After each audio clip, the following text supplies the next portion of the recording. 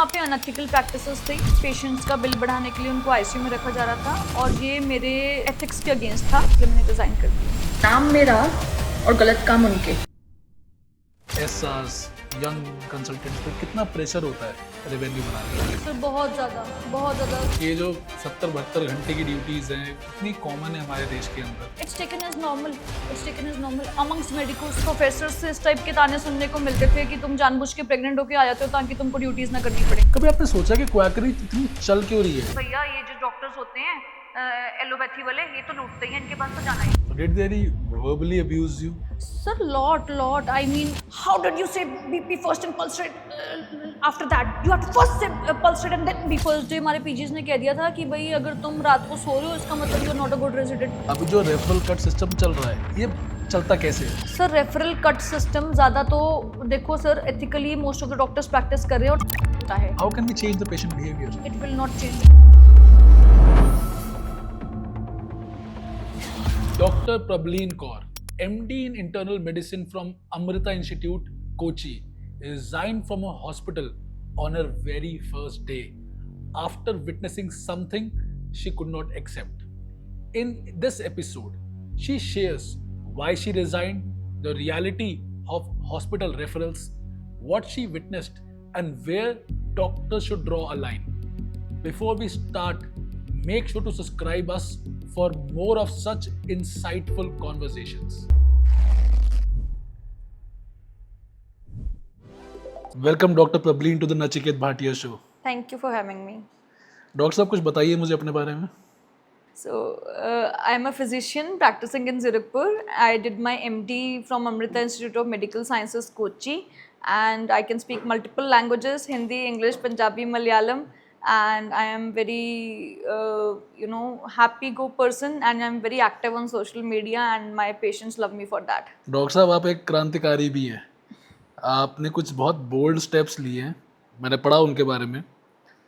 आपने अपनी एसआरशिप के अंदर यू लेफ्ट योर पोस्ट और you were fired from your post, but ये किस्सा काफ़ी रेवोल्यूशनरी लगा जब मैंने सुना. थोड़ा बताएंगे मुझे उसके बारे में? ओके, सो एसआरशिप के टाइम पे मुझे फायर किया गया था क्योंकि उस टाइम पे मैं प्रेग्नेंट थी. एंड सो एसआरशिप के दौरान अक्सर 6 मंथ्स की पेड मैटरनिटी लीव मिलती है, तो वो पेड मैटरनिटी लीव ताकि मेडिकल कॉलेज वालों को ना देनी पड़े, तो मेरी ड्यू डेट अक्टूबर की थी. उन्होंने मुझे जुलाई में ही 1 मंथ नोटिस दे दिया that your services are no longer required. कोई रीजन था उसके पीछे? कोई रीजन नहीं दिया. And I think this thing is very common in our country, not just in our profession, in every other profession. When I came back home I called my mom. Girls usually अपनी mother के close होती हैं, हर बात उनसे share करती हैं. उन्होंने बताया कि ऐसा ऐसा हुआ है. My mother told me, Prableen, you know what, same thing happened with me. She was a teacher, so जब she was expecting me and she was in her job, same thing happened with her. उनकी due date के 2 months पहले उनको भी 1 month notice दे दिया गया था. आपने कोशिश करी वहाँ की स्टिल मैनेजमेंट से एक बार बात करने के लिए? नहीं, मैंने कोशिश नहीं की. ये मैंने अक्सर सुना है. I also remember a case, I think 6 से 8 महीने पहले ये केस केरला का आया था, जहाँ पे एक एसआर ने, क्योंकि शी वॉज प्रेगनेंट, तो जो इंस्टीट्यूट था they started giving her more hectic duties as she got closer to the delivery date. उन्होंने ढंग से निभाई 24 आवर्स एवरीथिंग, एंड फिर भी एक्सटेंशन तो छोड़ो एसआरशिप की, she got fired. All right. So ये चीज़ एक फीमेल डॉक्टर के लिए ऑफकोर्स एक ट्रॉमेटिक भी है, बट ये दिखाती है कि इंडिया में फीमेल डॉक्टर होना कितना मुश्किल है. सर मैंने जैसे बताया कि मेरी मदर को टीचिंग प्रोफेशन में सेम चीज़ फेस करने को मिली थी, तो I don't think this thing is limited to just doctor का प्रोफेशन. ये हर जगह पे है. तो और दुख की बात ये है जब डॉक्टर्स को ये फेस करना पड़ता है, उसमें दुख इस बात का होता है कि जो आपके सीनियर्स हैं जो डिसीजंस ले रहे हैं वो खुद डॉक्टर हैं और वो मैटरनिटी लीव को नहीं समझ रहे, तो फिर कौन समझेगा. आपकी उस डिपार्टमेंट में was the HOD female by any chance? No. जो मैं आपको केस बता रहा हूँ, in that case the HOD was also female. Imagine that. एक फीमेल डॉक्टर को इंडिया में क्या क्या प्रॉब्लम्स आती है? Sir a female doctor is not treated any differently compare to male doctor, and problems थोड़ी ज़्यादा ही आती हैं. अब मेरी एमडी के टाइम पे मेरी ही एक बैचमेट थी हु वाज एक्सपेक्टिंग. उनको तो प्रोफेसर से इस टाइप के ताने सुनने को मिलते थे कि तुम जानबूझ के प्रेग्नेंट होके आ जाते हो ताकि तुमको ड्यूटीज़ ना करनी पड़े.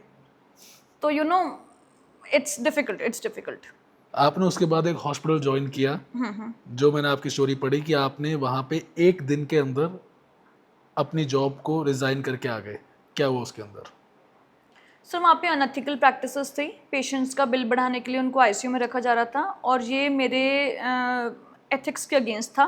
एंड मैंने डिसाइड किया कि मैं ऐसे सिस्टम में काम नहीं कर सकती हूँ और इसलिए मैंने रिज़ाइन कर दिया. क्या हो रहा था ऐसा उसमें? सर जैसे मैंने बताया, जिन पेशेंट्स को आईसीयू एडमिशन की नीड नहीं थी उनको भी आईसीयू में एडमिट किया जा रहा था. कोई किस्सा सुनाइए हमें. सर जैसे कोई पेशेंट अगर मेरे अंडर एडमिट है, I am the treating physician, it's my decision to see कि इस पेशेंट का क्या करना है. अब if the patient is having a mild stomach ache, is having loose motions, is not having any signs of dehydration, there is no underlying comorbidity, so there is no indication to keep the patient in ICU. But if the patient has been shifted to ICU, so that is not right. किसने shift किया उसको ICU में? Sir hospital के owner shift कर रहे हैं हमारा stamp and signature use करके, और ये बहुत जगह पे हो रहा है. उनके पास कहाँ से आया स्टैम्प और वो? सर अगर हम वहाँ पे जॉब कर रहे हैं तो most of the corporate hospitals में you have to give your stamp and signature to them, digital signature and stamp to them. कितना बड़ा हॉस्पिटल होगा वो? Sir it was a big hospital. मतलब अगर मैं बात करूं कि लेट्स सपोज अपोलो मैक्स और Fortis. Sir let's not name anyone because नहीं, मैं इनकी बात कर रहा हूँ, आप उसको छोड़ दो. इस अपोलो मैक्स फोर्टिस है, ये नहीं लेते because it's a very unethical practice और it is not just for you. आज अपना अगर मैं किसी को अपना आधार कार्ड वगैरह दे दूं और उनको कहूँ कि जो ओटीपी आ रहा है वो भी ले लो, so they are basically impersonating me. Right. It's a proper legal offense. Right sir, इसलिए मतलब for any young doctor watching this podcast I would like to give this message that if you are doing a job somewhere, if they are using your stamp and signature to put orders, it's a red flag, run away from there. क्योंकि कल को अगर कोई consequence होता है तो they'll say कि भाई ये तो इसी डॉक्टर के स्टैम्प और सिग्नेचर हैं, जबकि आपने तो वो स्टैम्प और सिग्नेचर लगा के वो डिसीजन लिया ही नहीं था. बहुत सारे हॉस्पिटल्स में ऐसा हो रहा है कि डॉक्टर्स के स्टैम्प सिग्नेचर वही रख लेते हैं और वही डिसाइड करते हैं, और होता क्या है, इस पूरे सिनेरियो में बदनाम डॉक्टर होता है. ठीक है, जबकि ये सब कुछ करने वाला कौन था? मैनेजमेंट था. और फिर लोगों के अंदर हवा फैल जाती है, डॉक्टर्स लूटते हैं, जबकि डॉक्टर तो लूट ही नहीं रहा था. डॉक्टर तो आपके वेलफेयर का ही सोच रहा था. डॉक्टर को खुद को ही नहीं पता कि मैनेजमेंट क्या कर रहा है. आपको कैसे पता चला कि बेसिकली मुझे लगता है आपने तो अपनी प्रिस्क्रिप्शन आगे भेज दी थी, तो आपको कैसे पता चला कि उन्होंने ये स्टेप लिए? सर जैसे मैं आई सुबह हॉस्पिटल में, मैंने मॉर्निंग राउंड्स लिए. हम साथ में एमओस के साथ जो एमबीबीएस डॉक्टर होते हैं उनके साथ जाते हैं, उनको बता के आते हैं इस पेशेंट का ये करना है, इस पेशेंट का कैथेटर आउट कर देना, इस पेशेंट को हमने आईसीयू से बाहर शिफ्ट करना है, इस पेशेंट का ये करना है. पीछे से एमओ ध्यान रखता है सब होगा. मीनवाइल हम अपनी ओपीडी देखते हैं. फिर हम इवनिंग राउंड में एमओ के साथ जाते हैं देखने के लिए. अब जब इवनिंग राउंड्स में गए तो जो मैंने ऑर्डर्स लिखे थे वो तो हुआ ही नहीं, उसका ऑपोजिट हुआ. और जो डिसीजंस हुए वो हुए जो रेवेन्यू जनरेटिंग थे. जब मैंने एमओ से पूछा कि भाई tell me why you have not done what I told you to do, they said we can't say anything because it was management's decision.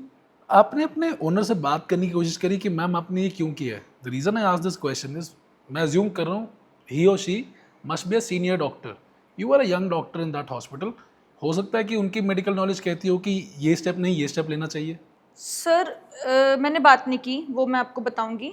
But उसके अलावा it was not a scenario of senior और junior. For example you are a surgeon, I am a physician, no matter you are 20 years senior to me, ठीक है, but you as a surgeon won't tell me how to treat a diabetic ketoacidosis case. That is my expertise even if I am very junior to you.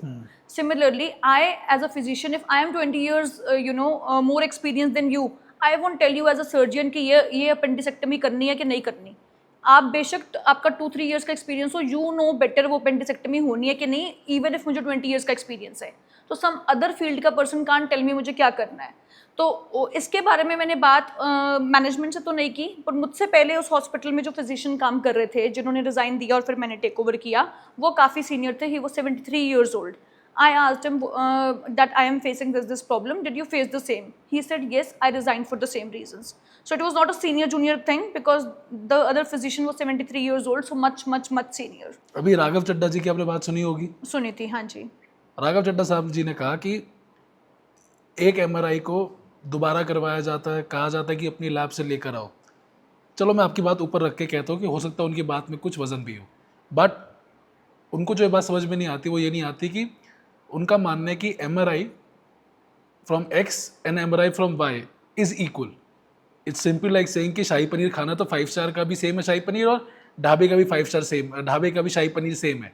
जबकि हमें पता है कि हर machine एक अलग machine तो एक वो दे ही रही है, साथ में मशीन की क्वालिटी क्या है, मशीन की कितने ज़्यादा टेक्नोलॉजिकली एडवांस्ड है, और तीसरी बात उसकी रिपोर्टिंग कैसे हो रही है, Right. दैट इज सबसे ज़्यादा मैटर करता Exactly, है। exactly. तो ये कहना कि ये जो चीज़ 12,000 रुपये की हो रही है ये तो बाहर 5,000 रुपये की हो सकती है, this is not the right. This is not the right comparison at all. मैं वही आपको बता रही हूँ सर, लास्ट वीक ही मेरे पास एक पेशेंट था, they came with thyroid report, TSH value 0.13, but symptom सारे हाइपोथायरॉयडिज्म के और TSH वैल्यू हाइपरथायरॉयडिज्म बता रही है। वो किसी चैरिटेबल लैब से TSH करवा के आए थे। तो आई टोल्ड द पेशेंट कि देखो आपके सिम्टम्स हाइपोथायरॉयडिज्म के हैं, पर लैब जो है वो हाइपरथायरॉयडिज्म बता रही है, तो क्लिनिकल केस जो है वो रिपोर्ट्स के साथ मैच नहीं कर रहा है। So let's do one thing, let's repeat this test from a reputed lab.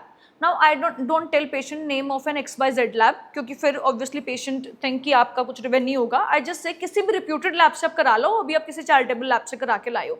When they came with that report, the TSH value was 83. कहाँ 83 और कहाँ 0.13, मतलब कि एक रिपोर्ट बता रही है हाइपरथायरॉयडिज्म और एक बता रही है हाइपोथायरॉयडिज्म, ट्रीटमेंट ऑपोजिट एकदम। तो डेफिनेटली इस पे तो सरकार को काम करना होगा कि लैब्स की वैल्यूज जो हैं वो उसका कुछ स्टैंडर्डाइजेशन ही नहीं है इस देश में। क्वैकरी के बारे में क्या कहते हो आप? क्वैकरी के बारे में सर, हर गली में एटलीस्ट 2 टायर और 3 टायर सिटी में तो हर गली में एक डॉक्टर बैठा हुआ है। आप अपने एरिया की बात करके मुझे बताओ, कुछ बैठे हैं आपके यहाँ पे? हर गली में बैठे हैं सर। कभी आपने सोचा कि क्वैकरी इतनी चल क्यों रही है? And you live in a tier 1 city I would say. जरा टियर 2 हो गई। चलो चंडीगढ़ का आउटस्कर्ट मान लेते हैं हम लोग, ठीक है, पढ़ी लिखी जनता है, उसके बावजूद क्वैकरी क्यों चल रही है? सर मिसइन्फॉर्मेशन मेन रीज़न है।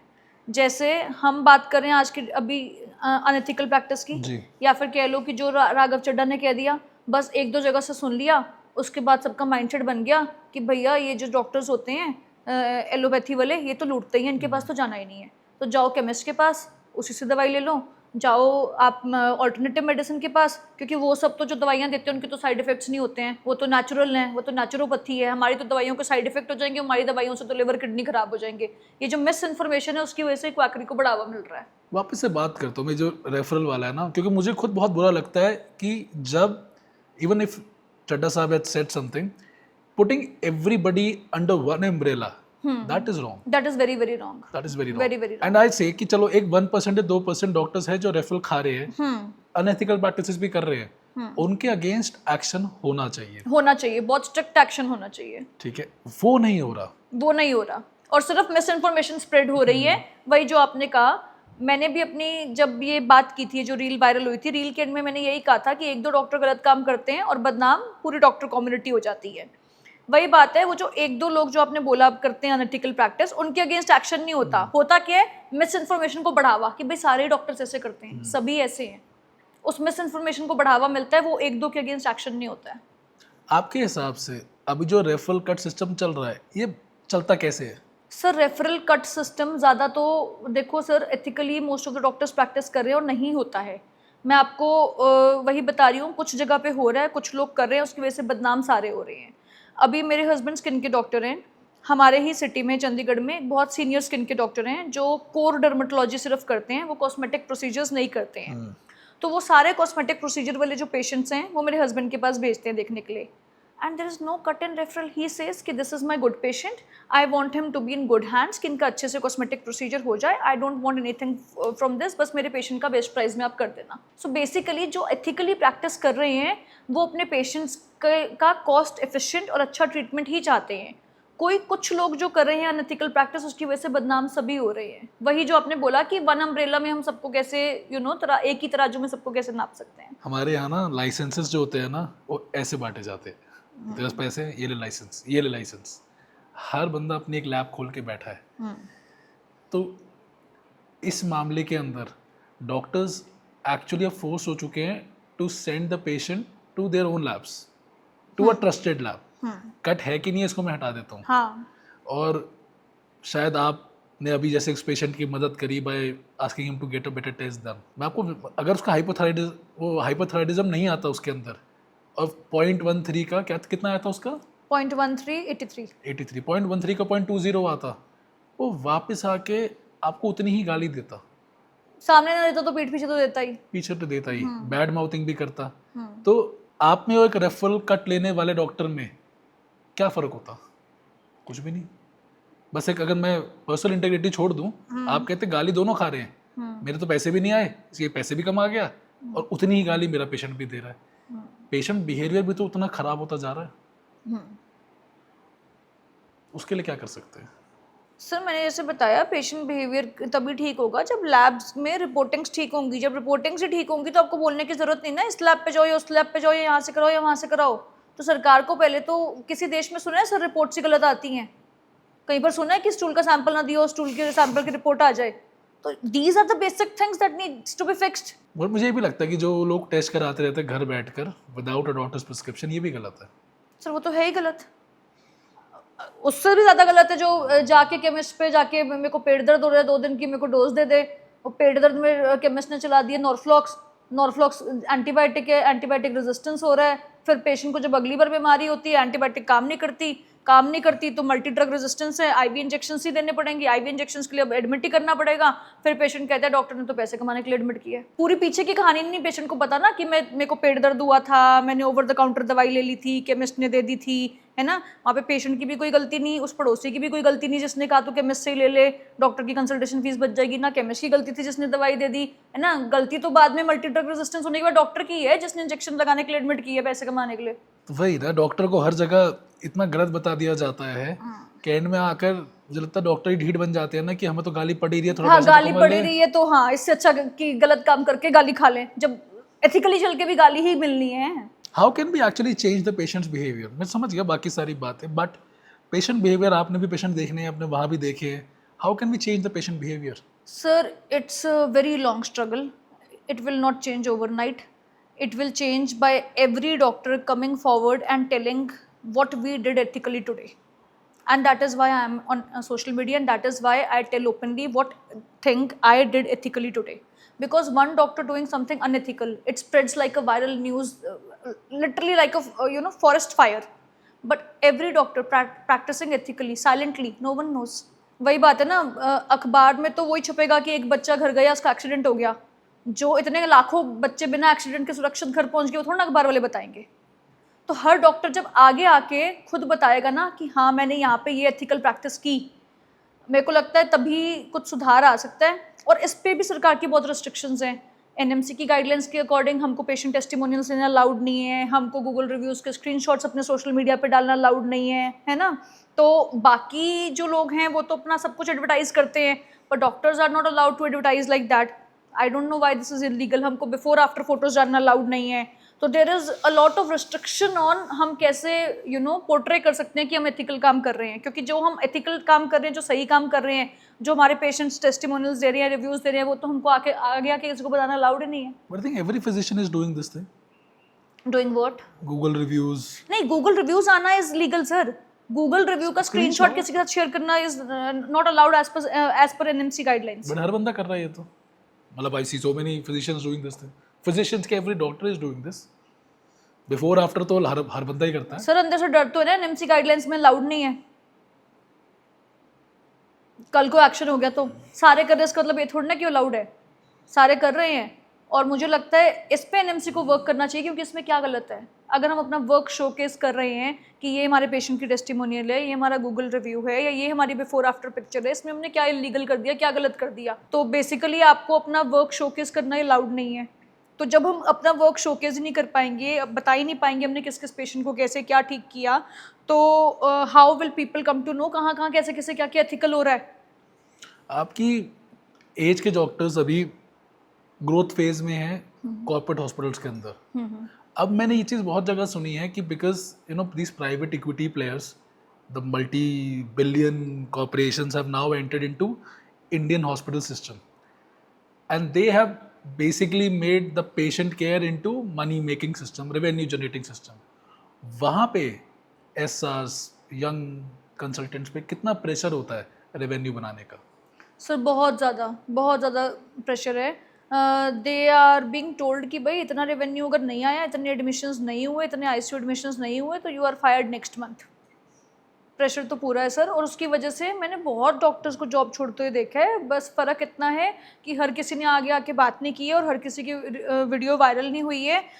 मैं 2-3 फिजिशियंस को जानती हूँ जिन्होंने कॉर्पोरेट हॉस्पिटल की जॉब को छोड़ के, अब कैसे तो पैसे बनाने हैं प्राइवेट क्लिनिक में, तो उतने नहीं बन जाएंगे, कितनी कंसल्टेशन फीस ले लोगे, 500-1000 एक पेशेंट से, तो फिर वो टीचिंग करियर में आ गए कि चलो हम एमडी स्टूडेंट्स को पढ़ाने का ही जॉब कर लेते हैं, अपना खुद का टीचिंग ऐप्स बना लेते हैं।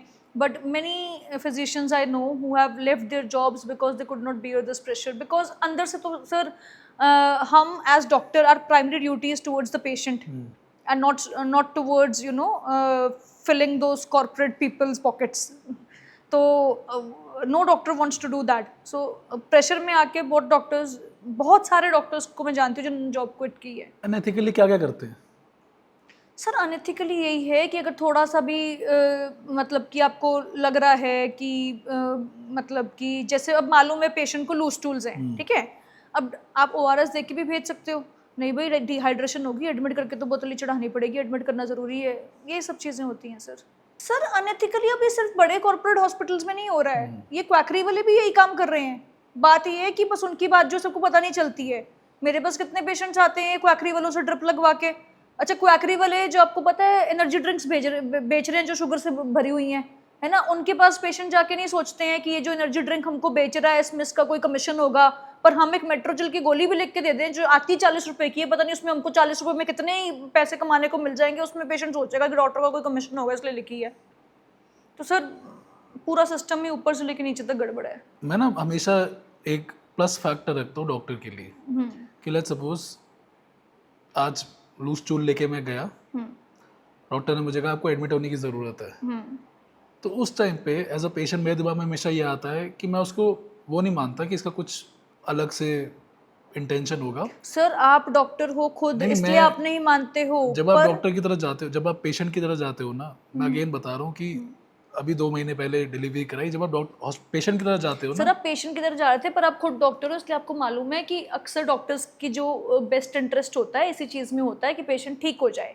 पर जब पेशेंट इतनी सारी तरह तरह की बातें सुन के आ रहा होता है ना, तो पेशेंट उसके बाद आपके पास शक के नज़रिए से ही आता है। मैं प्राइवेट प्रैक्टिस कर रही हूँ, मैं रोज़ देखती हूँ, मेरे पास जैसे 2 दिन पहले की बात है, एक पेशेंट आया, बोलते मैं दुबई रहता हूँ, अभी थोड़े दिन के लिए इधर आया हूँ, थोड़ा सा बाहर का खाना हो गया, अब मेरे को लूज स्टूल्स हो रहे हैं, पेट में दर्द है, मुझे बुखार है, ठीक है। तो मैंने बोला कि देखो इस एरिया में टाइफाइड बहुत ज़्यादा फैला हुआ है, आउटसाइड फूड इनटेक की हिस्ट्री है, आपको फीवर है, आपको लूज स्टूल्स है, हमको टाइफाइड का टेस्ट कराना है। वो पेशेंट अपने बाईस्टैंडर की तरफ देख के ना ऐसे इशारा कर रहे हैं, मतलब I could read they are wanting to say कि अननेसेसरी टेस्ट लिख रही है। तो डॉक्टर साहब अभी हम दुबई से यहाँ पे आए हैं, आके फ्लू तो होगा ही ना, ये फ्लू है, फ्लू के लिए कौन सा टाइफाइड की टेस्ट की जरूरत है। Patients question and they don't question out of curiosity कि सर डॉक्टर मुझे क्या हो गया, इसमें इस टेस्ट की क्यों ज़रूरत है। It's out of that suspicion that the question. यही तो मैं आपसे बात कर रहा हूँ कि this you being a honest ethical doctor, the patient is questioning you again and again on everything.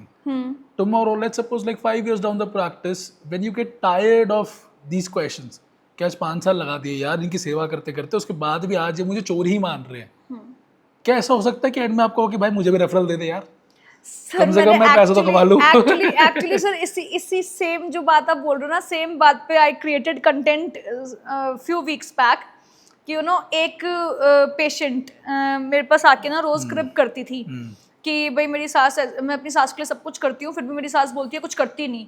तो मैंने सोच लिया कि आज के बाद मैंने करना ही नहीं है, क्योंकि जब करके भी ये सुनने को मिलना कुछ करती नहीं। तो I made the same video कि व्हाट इफ एक दिन डॉक्टर सोच ले कि चाहे हम कितना एथिकली प्रैक्टिस कर लें, पेशेंट से तो यही सोचना है कि बस हमको लूटने के लिए बैठे हैं, डकैत ही बैठे हैं और हमारा नुकसान ही करना चाहते हैं, और जैसे हमारी किडनी से पता नहीं कितने करोड़ों रुपए निकाल लेंगे। तो एक दिन व्हाट इफ डॉक्टर्स के दिमाग में आ जाए जब आपने सोचना ही ऐसा, तो चलो कर लेते हैं फिर यही। मैं पेशेंट बिहेवियर मैं इतने लोगों से आसपास सुनता हूँ। One of my known twos is a 40-year-old man, उनका हाई बीपी हो गया, वो 180/120 चल रहा था, गॉट एडमिटेड, ईसीजी कराया उनका, वही वापस आके कह रहा है कि ईसीजी करवा दिया, कुछ निकला भी नहीं। मैंने कहा तुम्हारी You जान should be happy that ECG is normal, but हाँ, I see this every day. Patients are unhappy when reports में कुछ नहीं आता है, because they think कि ये अगर रिपोर्ट की नेसेसिटी नहीं थी और डॉक्टर ने करवा दी है, कुछ नहीं निकला है, तो पक्का डॉक्टर ने पैसे कमाने के लिए करवाया है. मतलब it should be other way around. We should be happy कि रिपोर्ट नॉर्मल आई है, but they become upset कि क्यों नॉर्मल आई है, कि मैंने पैसे खर्चे और नॉर्मल क्यों आ गई. और मतलब मैं इतने किस्से सुना सकता हूँ आपको कि दैट इतना करने के बाद भी ना यार होनी को कोई नहीं डाल सकता. Alright, this is not a guaranteed profession कि आपकी हमने अगर जान बचाने की कोशिश करी तो हम जान 100% बचा पाएंगे. राइट. मर गए तो दिक्कत है. जब मर जाते तो उससे पहले अगर 4 दिन वेंटिलेटर पे है, जब वो पेशेंट का अटेंडेंट डॉक्टर से पूछना चाहता है कि सर कोई बचने का चांस है. अ फ्रेंड ऑफ माइन, उनकी मदर जो थी she was in a stroke, ठीक है, तो वेंटिलेटर पे थी. अब यार वो बार बार जा रहा है. अब कोई आप कह सकते हो कि वेंटिलेटर पे अगर पेशेंट है स्ट्रोक का है कि शी विल डाई 100%.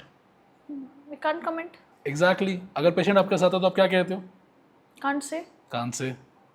अब इसके बाद पेशेंट को क्या करना चाहिए? पेशेंट का अपना ओपिनियन कॉल है ना कि whether he wants to keep her one more day on ventilator और whether he wants to take it off Right. Ventilator. Right. अगर पेशेंट एक दिन रखता है और तो ये पेशेंट फोर्स से कर रहा है या पेशेंट अपने ऑप्शन से कर रहा है? Option से कर रहा है. Why not force? Sir, we give patients this option, especially ये हमारे profession में as a physician it's very common कि when a patient is in end stage disease, terminal illness, we tell them कि भी ये possibilities हैं, odds are not in favor. If you want, you can opt for a DNR thing, that is do not intubate, do not resuscitate if you want it to progress naturally. तो वो patient के bystanders की ही call होती है आगे वो क्या चाहते हैं. Exactly right. अब उस बंदे ने अपनी मदर को 4 दिन वेंटिलेटर पे रखा. वेंटिलेटर की अपनी एक कॉस्ट है 1.25 लाख रुपए दिन की. Right. अब जब वो निकल रहा है तो वो हर डॉक्टर को गाली देता हुआ निकल रहा है कि इन्होंने लूट लिया, इन्होंने मचा लिया. And one day I actually help him out a lot in that. जब मुझे मिला तो कह रहा भाई डॉक्टर चोर होते हैं. मैं क्यों चोर होते हैं? किसी ने तुझे फोर्स किया था वहां रखने के लिए. मैं समझ रहा हूँ तेरी मदर के साथ you had a bad day and everything, I understand. But जिन्होंने पूरी सेवा करी, your mother was there for almost 20 days, ठीक है यार, मतलब she got a brain stroke. It's not something that can you know be treated so easily. भाई दिमाग तो अभी तक हमने 50% से कम पूरा खोजा है. मैं कहा चलो बुरा हो गया, मैं समझ रहा हूँ, बट तुमको गाली क्यों दे रहा है? उन्होंने 7 दिन वेंटिलेटर पर रखा. This is the statement that he gave me. मैं कहा उन्होंने नहीं रखा, तूने रखा. उन्होंने जब भी तू उनके पास गया तूने कहा कि बचने का चांस है. उन्होंने कहा 1% है. People do come up but बच नहीं पाई. That's again a sad ending. But कोई पेशेंट, कोई डॉक्टर तुझे 100% कह ही नहीं सकता कि बचने का चांस है, या तो 100% है या 0 है. मैं कहता it is not a black and white diary, it's a grey area. And on the same note sir, जैसे लोग सोचते होंगे कि डॉक्टर्स के लिए तो बहुत नॉर्मल बात है ना कि रोज हम इंक्यूबेटर पे देख रहे हैं, रोज डेथ्स देख रहे हैं, तो we are very stone hearted, but this is not true. जब हम पेशेंट्स कितने दिन से सेवा कर रहे होते हैं ना, जैसे कुछ ओल्ड एज टर्मिनल पेशेंट्स को हम 1.5 महीना रोज हॉस्पिटल में देख रहे हैं, 1.5 महीना रोज सुबह शाम उसके राउंड्स ले रहे हैं, उसको देख रहे हैं, उसकी फैमिली से मिल रहे हैं. 1.5 महीने बाद जब वो पेशेंट दम तोड़ देता है ना, उसकी फैमिली को जाके वो डेथ की न्यूज़ सुनाना हमारे लिए भी ईजी नहीं होता है. अगर हम इस बात पे हैप्पी होते हैं कि भाई 1.5 महीना पेशेंट वेंटिलेटर पे रहा, तुमने बहुत कमा लिया, तो it would have been very easy for us to go and break the news ना. But sometimes we have to hold our own tears कि यार न्यूज़ सुनाते समय डॉक्टर खुद रो पड़ेगा तो कैसा लगेगा. We have to hold our horses and break that news. It's not easy for a doctor, but people don't understand that we are humans too. एक डॉक्टर कितने इमोशनल टर्मोइल से गुजरता है? Sir it's roller coaster. आप as a physician specially एक जगह पे मैं देख रही हूँ टर्मिनली इल वुमन है ना, जो अपना शायद अभी मतलब जो 40-50 ईयर्स की एज में है, बच्चा जवान है, शी इज़ लाइक अगर मैं मर गई मेरे बच्चे की शादी कैसे होगी, क्या होगा, मुझे अपने पोते देखने थे. एक जगह पे आप वो दुख देख रहे हो. एक जगह पे आप देख रहे हो एक वुमन जो पोस्टमार्टम हीमरेज में you know suffering to meet her baby. उनकी बेबी भी NICU में है. एक तरफ से खुशी का माहौल है कि बच्चा पैदा हुआ है, दूसरी तरफ से पता नहीं माँ और बच्चा बचेंगे कि नहीं.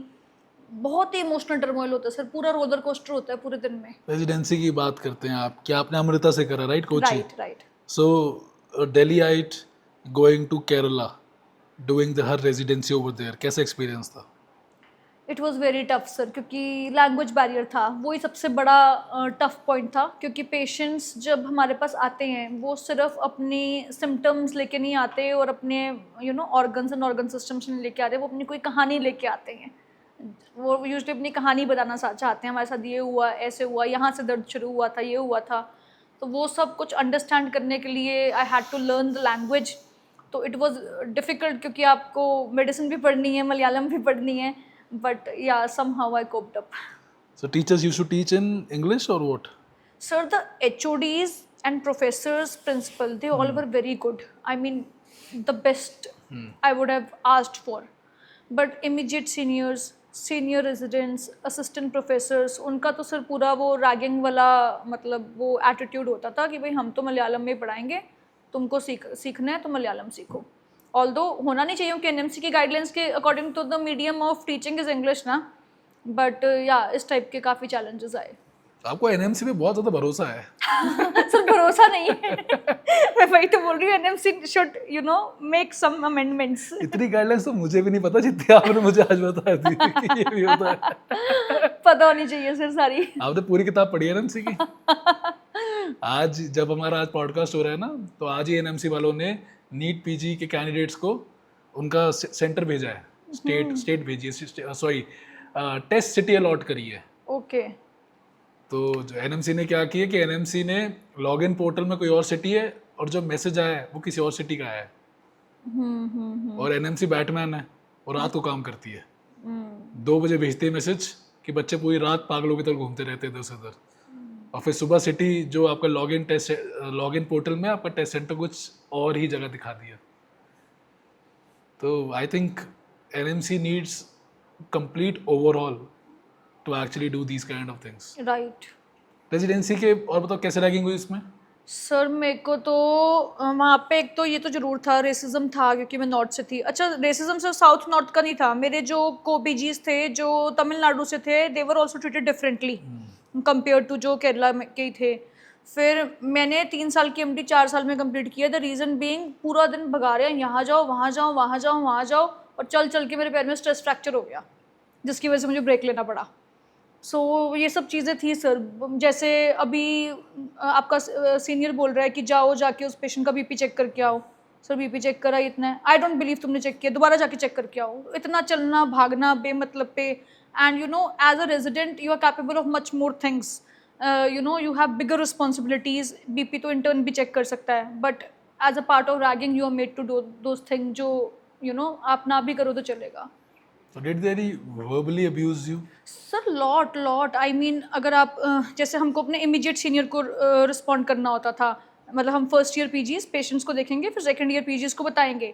तो अगर मैं शाम को आके बता रही हूँ इस पेशेंट का बीपी इतना है, पल्स इतना है, how did you say BP first and pulse rate after that, you have to first say pulse rate and then BP. मतलब इतनी सी बात पे इतना चिल्लाना, इट्स नॉट नेसेसरी।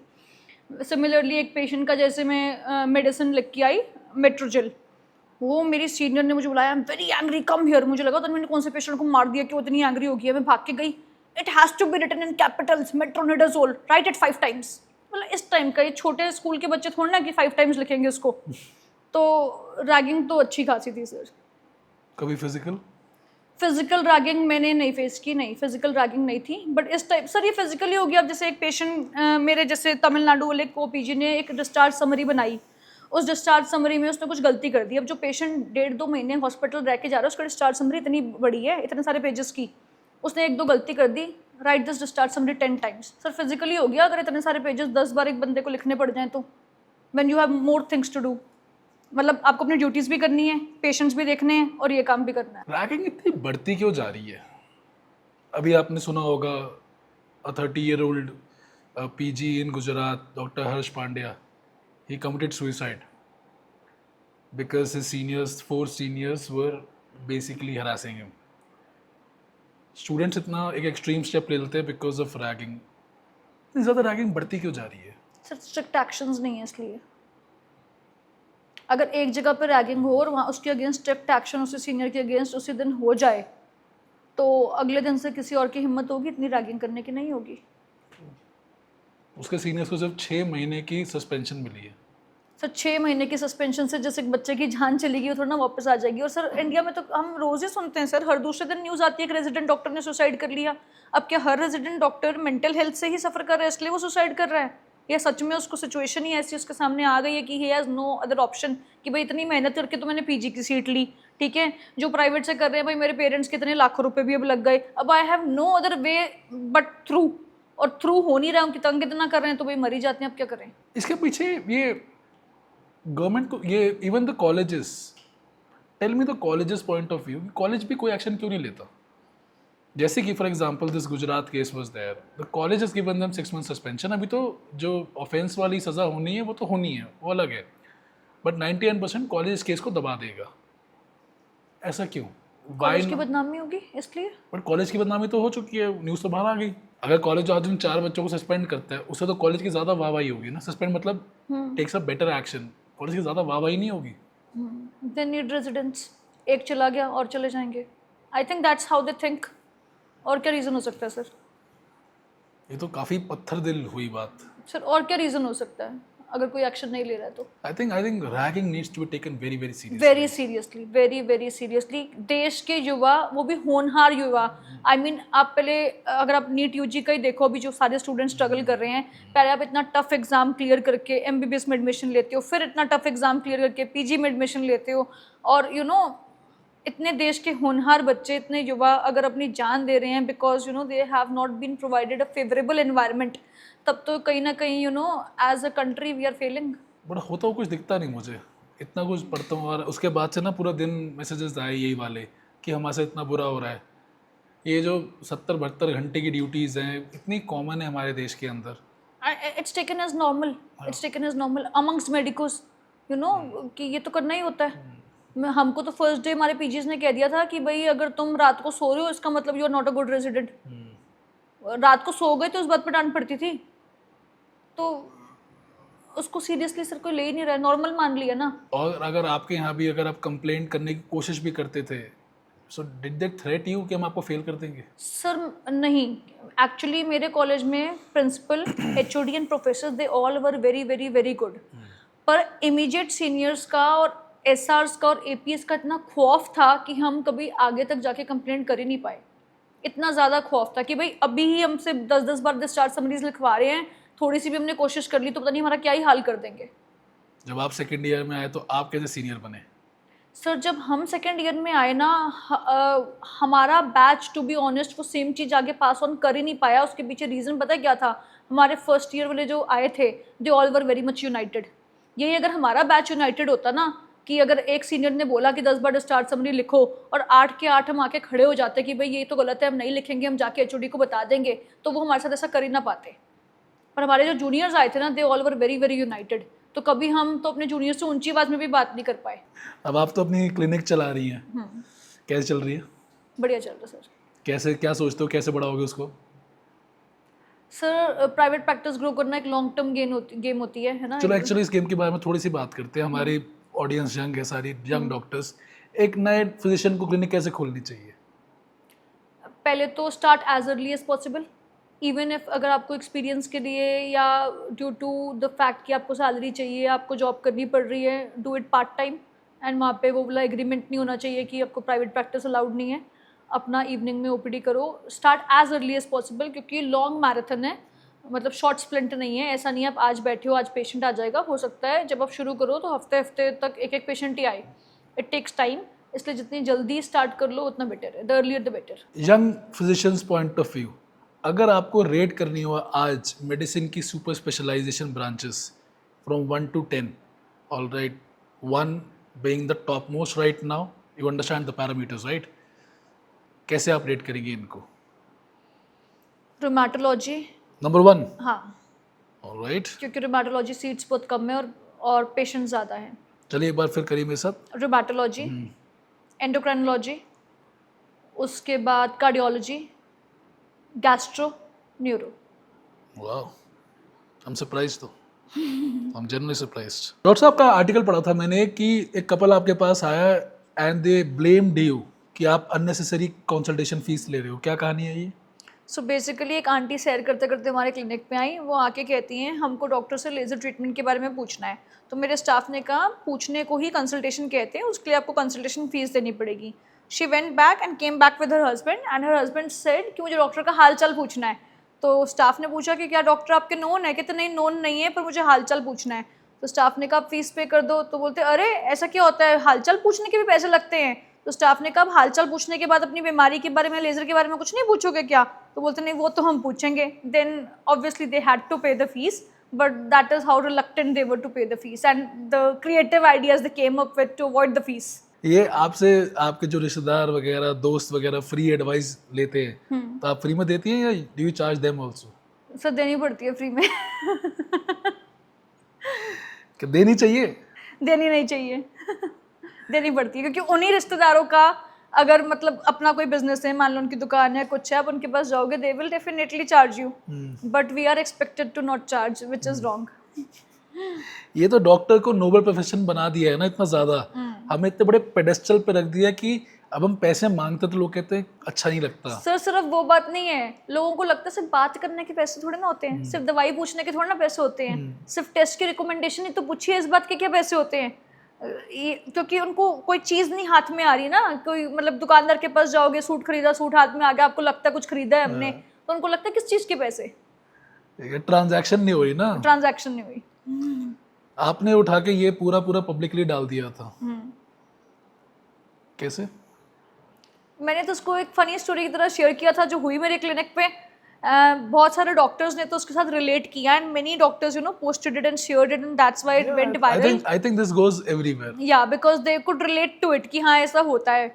बट हम मेडिकोस की लाइफ में इतने अजीब अजीब किस्से होते हैं कि नॉन मेडिकोस को यकीन भी नहीं होता कि ऐसा होता है। इतने सारे नॉन मेडिकोस ने तो उस पर ये कमेंट किया कि वायरल होने के लिए कहानी बना रही है। सो यंग फिजिशियन को एडवाइस दीजिए कि जब उनके पास ऐसे पेशेंट आए तो उनको या उनकी टीम को क्या करना चाहिए? बी वेरी क्लियर कि डॉक्टर से बात करने को ही कंसल्टेशन फीस कहते हैं। आपको हालचाल पूछना है तो घर आके पूछिए, क्लिनिक पे आ रहे हैं तो वो कंसल्टेशन ही है, उसके पैसे लगेंगे। That's a very very nice answer. Clear clarity. Right. भाई पैसे लगेंगे तो लगेंगे। Very nice. Thank you so much, Dr. Saab. Okay, thank you so much. Loved it. Thank you. That was Dr. Prableen Kaur opening up about reality so many physicians live, but so few discuss out loud. She put her thoughts out honestly and answered the questions that went against her too.